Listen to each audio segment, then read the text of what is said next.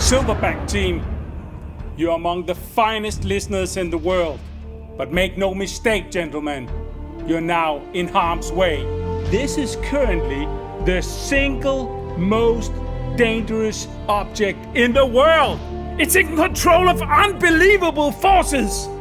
The moment you lose respect for this, it can, and it will, destroy the only body part you care for as audiophiles. You got that, maggots? Oh, yes, sir! Good. So let's do some elite listening. Shall we, gentlemen? Mount up. A pair of 8381As are able to deliver sound pressure in the vicinity of that of a jet engine. Imagine that.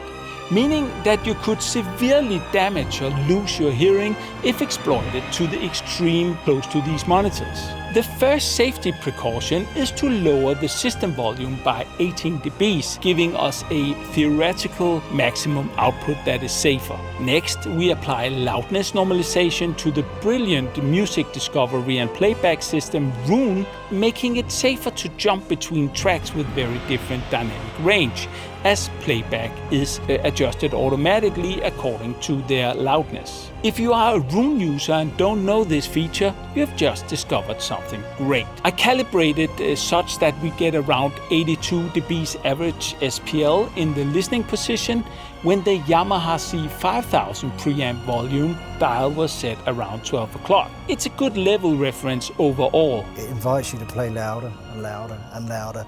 And because it has a very well-disciplined mid-range, it doesn't feel like it's shouting at you. There's no horn-type HF shout idea, which is normally what makes you feel, okay, that's loud enough, I need to turn it down.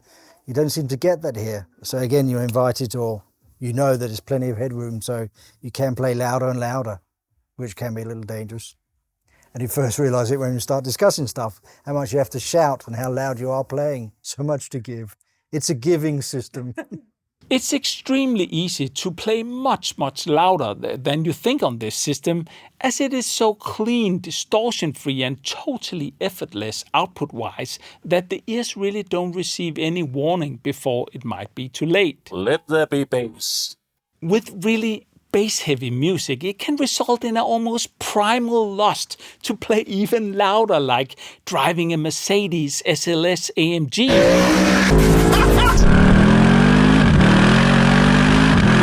Where the sound alone triggers your deepest primal instincts, urging you to push that accelerator hard and again and again. Hell yeah! So as a primal precaution, we set up a calibrated iPad running Decibel X SPL meter for reference. For playback, we use different streamers like the totally hyped Eversolo DMP-A6 Master Edition that will be given a full honest review at a later date, and the Bluesound Note X. DAC duties is handled by a Nuprime Evolution 2 DAC that is connected to the C5000 preamp that feeds the Genelec power amps. All interconnect cables were in acoustic excellence and reference series cables that uses air as an insulator. Once you learn how to avoid killing yourself with these speakers, we are ready to dive into the sound experience itself. The first thing all team members comment on after the usual look and type of the speakers is the way sound is almost carved out of the air. This is Tim's typical music. The pop princess, comes to town. I experienced this at extremely stable stereo picture in the middle of the speakers, almost spookily mono-ish. Not because they're mono, but it's enormous, well-established and stable stereo picture. And because there's so much headroom in the bass, it invites you to play louder. Impressively stable delivery, very well controlled, enormous extension down in the bass, nice full-bodied sound. So it's a very disciplined, competent, solid speakers. Time will tell if they feel exciting enough, if they feel involving enough. But right now, They're very, very impressive, what they delivered. I get their slight bites. I want a bite in the snare. I want a bite in the vocal, so I know it's present and comes out and demands my attention rather than just being slightly packed away from me. We all agreed that this is some crazy tight speakers and amazing resolution is heard at all volumes. Next, the neutrality and fidelity of the bass. There is no lumps, bumps, excessiveness, just super smooth linear bass response that is great for monitoring purposes, but might feel a bit too conservative for home use, where you want to feel the bass as much as hearing it from such capable system, right? The remedy is to use the available GLM sound profiler filters to add a boost below 100 Hz, for example. We also ended up adding a bit more below 85 Hz for that physical bass. There's also some personal preference to this. Martin and Lars both prefer a good load of bass on their systems, and even I, that have been Mr. Neutral sound is the only way for decades, even in my home cinema, is slowly getting addicted to that. That introduces that. Hell yeah. Only available on systems that have the capability and headroom to create that kind of pressure. The listening session typically was divided into a first and second impression, where the participant just listens through whatever material they are using for judgment and then rambles away with the first impressions. Here, everybody expressed an initial excitement about the crisp, clear, awe-inspiring control and power of the system. Are you hypocrite tonight? We started out with a typical hi-fi tilt roll-off in the top end, expecting such monitors to be a bit bright, but quickly realized that it was not the case in this room, where it just stole some of the bite and articulation we were missing. Tim, Carsten, Martin and I ended up liking the monitors better without the roll-off, as it brought in a bit more excitement to the sound. We also ended up moving a bit further back and moved the speakers further away from the back and side walls as we gained a bigger sense of imaging, even though the speakers work perfectly in 1 meter distance or even closer if you need to tonality-wise. For the subsequent sessions, this was our default setup. After the initial first big impression, comments started to be made about the sound image. Tim and Martin commented on feeling it was only existing in between the speakers and not really outside. I totally agree on that. The impression of depth and height is very much there though. Martin noted it reminded him of a listening experience he once had with a pair of JBL K2s. Carsten's experience contradicted our impression, as he said he was impressed with the soundstage outside the speakers. Carsten also made an interesting comment when going through some of his go-to reference tracks, including Bob Dylan's Man in the Long Black Coat, where he almost found the vocal to sound too polite on this system. There's some excitement missing in contrast to the way the track translates on other systems, including the Genelec home speaker previously tested here on the channel. This Carsten also noted with another test favorite of his, Johan Armatrading's Merchant of Love, that he said he simply could not feel on this system, with especially the voice feeling pulled back. In contrast, other tracks like AC/DC's Boogeyman received much praise, as well as Tin Pan Alley, where Carsten experienced the sky is the limit. Big electronic tracks sound madly impressive too, with so much limitless power and punch available. To my surprise, old good recordings like Nina Simone's My Baby Just Care For Me and everything from the Frank Sinatra swinging sessions that I personally love sounded so alive with amazing roominess and presence. Totally unexpected for me personally. My fears of older recordings being presented in an ugly light was put to shame there. It was clearly the opposite.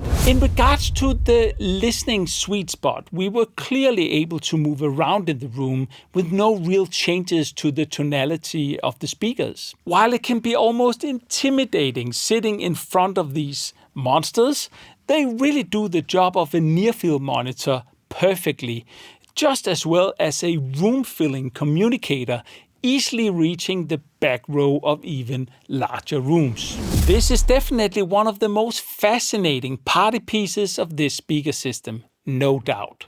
For people working with clients in studios, it will be a very big advantage that everybody can hear precision sound where they are at. For the music lover with big arm movements, they will serve just as well, say in recreational areas of mansions where clean sound for everybody sitting in that huge party sofa or at the indoor pool bar is wanted. Commercial! Catch the point? For independent consulting, finding the sound and functionality of your dreams, shoot me a mail. One area of the 8381A sound that I got back to again and again during my many hours of listening was that I felt some lack of microdynamics expression that I enjoy with other speakers and amps. I think it's one of those things that really connects me personally as a listener to the realism of sound, assuming everything else is in order as well, of course. I don't know if that is also related to the other listening team members expressing a lack of connection and the sound not reaching the foot tap muscles. It's a layer of texture I think gives the sense of missing involvement, intimacy, and in my case, intimate realism that connects to the soul. Yes, it sounds crazy, as this is a speaker system that will give you all the macro dynamics you can ask for. The cannons firing in the 1812 overture is delivered physically while the speakers go. Do you know how easy this is for me? Do you have any fucking idea how easy this is? This is a fucking joke. But I can't help feeling that the system lacks some transient speed, resulting in loss of finer details and microdynamics after getting used to the amazing performance overall. Actually, just like the character in Good Will Hunting, that while being an amazing genius on the measurable matrix, is an infant when it comes to the true emotional connections. It's not your fault. Martin expressed it like, you really can't point a finger at it. For cinema, this would be amazing. Everything is there. But for hi-fi, I feel there's something missing that is hard to define, as everything really is there, so crisp, so clear, so much salad. But it's like it's not mixed on the plate yet. Sound engineer Tim Harris also expressed similar feels. I don't know if they will be a little bit too nice over time. I don't hear the very highs of the trebles, that silkiness that some high-resolution speakers, but here's a little bit, maybe a little bit, I wouldn't ever call these tame, but maybe a little bit too well-behaved. And it's definitely no doubt that you wouldn't experience any listening fatigue with this setup, especially if you roll off the top. If you play too loud, then the blood starts to run out of your ears, then there's a sign and you need to have your meter with you. Yeah. Oh my God. It's amazing they can get such big speakers to function so well as close as near field. Yeah. And still 4 meters away, still functions mid fields. All this might be in the amplifiers for all we know. With an active system like this, it's just not possible to experiment with the amps, as they are married to the system for life. The Genelec 8381A's primary objective is professional high-end monitoring applications. Second, it's SPL-hungry audiophiles, and boy, does it deliver. It is really an exceptional main monitor with all the properties of a precision studio monitor, even though specs suggest that this must be some kind of crazy PA speaker system. It's not. It should be compared to the Genelec The Ones monitor system series, but scaled up massively to cover even bigger rooms and never run out of headroom. So is this a hi-fi speaker? While the main ones consistently will reproduce any frequency at any level for a wide audience day in and out, and carve out the sound in well-defined layers, so everyone can see what's really in there, Carsten is probably the one that nailed what we all expressed in different ways in the funniest way. Carsten expressed his listening experience as having the most mind-blowing, amazing sex ever, but without the love. Said in another way, it misses the kind of love that instantly forgives that beer belly, bad teeth, baldness, poor sexual stamina, and makes you smile at your wrinkled old partner every morning, even after 30 years. The main ones is more like a work partner, say a really capable, practical-oriented, rock-solid colleague that you can trust to always get the job done, making sure that everybody's on the same page and see the big picture, working together with the same formatting in the mail signatures, and always remembers everybody's birthdays and anniversaries. All that, while never really getting intimate or personal. Under the right circumstances, this could be a person generating a lot of value for what he or she does, and so does the 8381A at the price point. In short, if you're looking for a trusty tool that offers amazing precision consistency